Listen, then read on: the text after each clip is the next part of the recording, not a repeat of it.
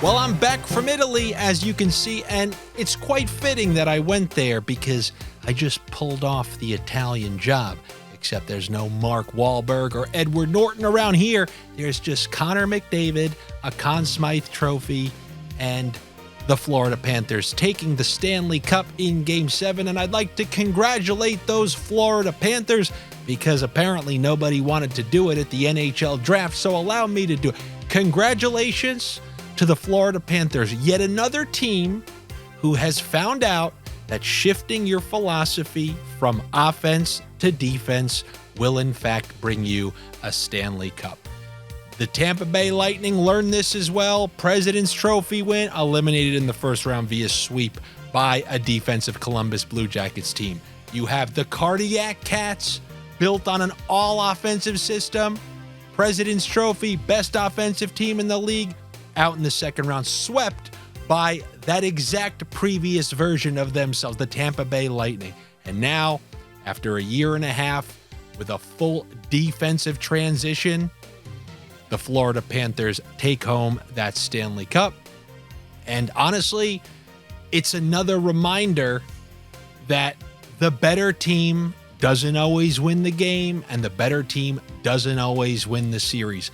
I said this to you guys many times throughout the course of the year. It's only soccer and hockey where you can play better and not come out with the win. And the Edmonton Oilers, if we're being honest with each other right here, they played better for the majority of that series, that 7-game series. I mean, never have I seen a team have a -1 power play differential. That's what the Florida Panthers had. Remember, I was giving take the under on power play point to juice it. Take the under on. They scored 1 power play goal and gave up 2 short-handed goals, along with the couple of power play goals that the Edmonton Oilers scored. So with that, they were still able to win the series, and that happens only one way, and that's when you have a stout defense and you can shut other teams down. And that's exactly what they did in 4 of those 7 games. So congrats to them. But what about me? I don't know. I just had my whole Italian vacation paid for. I mean, I don't know how many of you people have been here for a couple of years. I don't know how many people found me. But the odds of me pulling off what you just saw, I mean, I thought I was clever and creative coming up with a way to guarantee yourself maybe a couple $1,000 or maybe even less depending on how much you had to invest. But essentially using Connor McDavid as a fill-in for the Edmonton Oilers to bet both sides of the series, because before the series started, Connor McDavid already had the most points in the playoffs. So in order for him to lose and not get the Conn Smythe if they won, he would have to be injured early in the series. And I was willing to take my chances because whatever the chances were that Connor McDavid got injured early in the series and they somehow happened to win, I said the same percent chance that both can happen, and that's exactly what happened. I mean, 5 times in the history of the NHL. That's what my friend said. He's like, do you understand? Like, you're never going to be able to top something like this. And just my arrogant self, I was like, hey, I'll come up with something next year. I'll come up with something like this next year. And then I thought about it. All right, well, he was like 5 times in the history of the NHL. The losing team had the Conn Smythe winner. Only time since 2003. And that was the year you decided to pull this. So it's going to be tough. I might not be able to top it next year. Give me 5 years. I'll be able to top that absolute scam. Hey, I told you there's a reason why that sign hangs up in the back of this studio.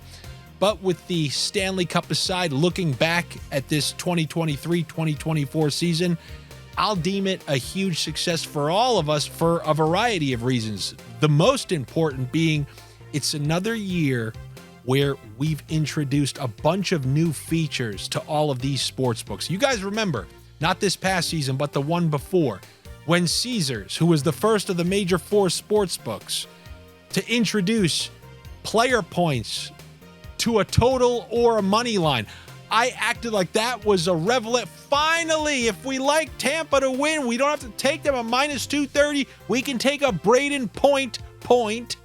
And now we're getting them around even. And I was thrilled, ecstatic. And fortunately, with these sports books, the features only trend in one direction. This year, we saw a whole litany of features introduced across multiple sportsbooks, starting with the most important one for pretty much everybody, and that was Draftkings introducing the same game parlays featuring player points. So you didn't have to even take a team to win. You didn't even have to be right about, oh, that's going to go over because I think they're going to score a lot. All you needed was a good line mate pairing to come through with the point. And a team who was minus 210, if you were right about that connection, Victor Hedman and Steven Stamkos, we were getting them at plus 125 or something like that. So making sure that you guys knew how valuable the player point props were and how much more likely those were to hit in comparison to the odds that you were getting versus what you had to pay for money lines and whatnot. I think that was one of the best things to come of this season in terms of what was available to the majority of you. Then you even had Fanduel. You saw them roll out a bunch of new features. They added the unders on goals. They added the unders on 60-minute shots on goals. Then in the playoffs, they added player period props where you can, if you needed to, you can hedge parlays using player period props. What do I mean by that? For example, you can be on Draftkings and you can take a double under on Adam Henrique, and let's say his line mate was Ryan Nugent-Hopkins. You take a double under on them if you want, and it's the third period, and you're scared that one of them's going to get a point.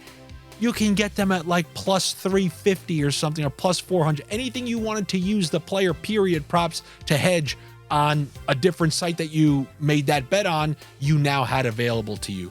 You had the under on goals for third liners, fourth liners on Fanatics. You had the 2-point line mate combos with the crazy prices. You had the 2 points on Ballybet, Bet Rivers, where you can take one guy from each team. So I think all these features being introduced across all these sportsbooks was the best news, the best thing that we found out about this year. And as I told people on the Patreon earlier today, I think what I'm going to do in these next 8 weeks, first of all, I'm going to take requests from the Patreon members, things that they want me to cover, things that they want me to go over. Somebody already requested a video about hedging, and I think that's a good idea, so I'll do one of those. I'll be taking requests, but more importantly, I think I'm going to go over all these sports books and the exact types of bets that they offer. Because as I made videos throughout the course of this year, many times I don't have that available to me. So I don't want you to give it out to all the people who can make it. Only give out things that are available to me. Well, I'm going to go over which sports books offer which bets. And as I said many times, if you're doing this for fun, then fine. Just have one sports book and, click money line and that's it. You're a raw dogger. But if you're actually trying to win, you really have to use all the different features that the different sports books have to offer. And if you're in a place that doesn't have that, I get it. I don't write to your local congressman or something. I don't know what to tell you. But when it comes to knowing what is on each sports book and using them kind of against each other in certain situations, I think it's very important because hockey is the one sport, it's the Achilles heel of the Big Four. They don't know how to price these things as properly as the other couple of sports. And this is where you can find little innuendos and little snake rules. Like I remember Josh mentioned, he introduced me to those 2-point line mate parlays. By the end of the year, the odds were considerably worse than the beginning of the year. Why is that? Because after a while, after chopping them down through like many of the videos that I gave out, they were forced to realize. But if that's the NFL, oh my God, you get them once, the lines will never be like that again. Hockey is the Achilles heel, and I knew it was going to pay off for me because when I was a kid and everyone, let's go to basketball and baseball and football, and I was that kid who had to go to hockey practice at 6 a.m, I never thought I would get to bear the fruits of, not sniffs, but that life, that decision. Now I'm happy to see it because if I was a basketball guy, I don't have an edge on anyone. But I know about those clenched ass cheeks, just like all of you do now. Another game 7, 2-1 final, clench them up. It's happened once again. But One last time, I do want to thank all of you for a great season. There was a lot of information gained, and as I just mentioned, features only roll in one direction. I expect there to be even more features available on these sports books. I don't think we're going to have to pray that Bet365 is the only one that's allowing us to do 2-point line mate prop combo parlay. You know what the hell I'm saying. But we even saw Fanduel introduced during the playoffs. You can take one player on a team for 2 points while you can take others for 1 point. So Fanduel's rolling out features. Draftkings rolled out features last year. I have confidence that they're going to roll out more next season, where I know most of you are going to be here.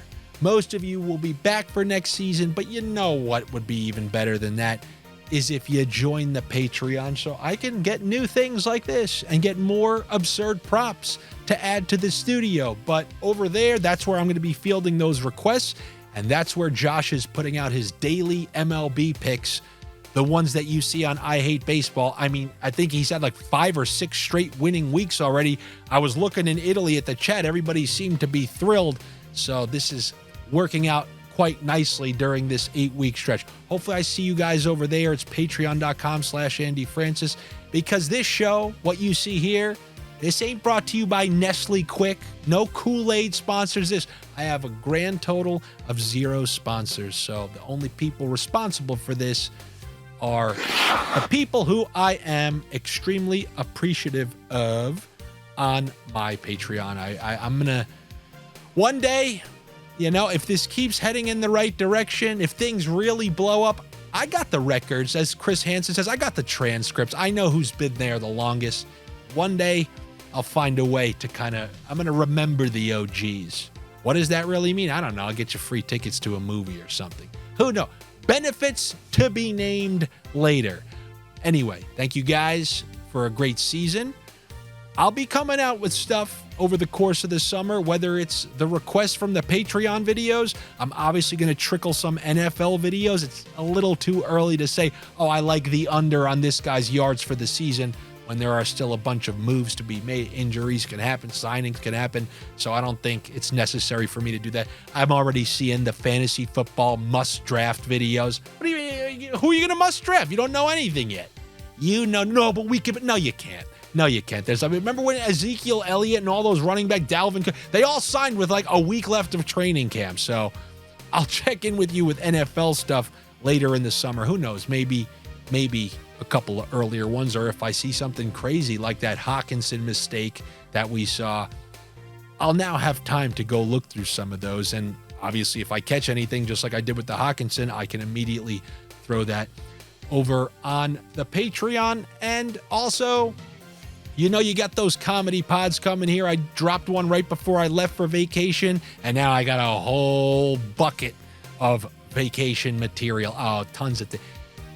On the airplane, have you ever not seen that bathroom little garbage thing not overflowing with stuff? Immediately, you can go to the bathroom 20 minutes into one of these flights. There's just paper towels and everything. Overflow. What are you people throwing in those garbages? So much to the point that it's overflowing, trying to fight its way out. I would love to know. That's one of many things.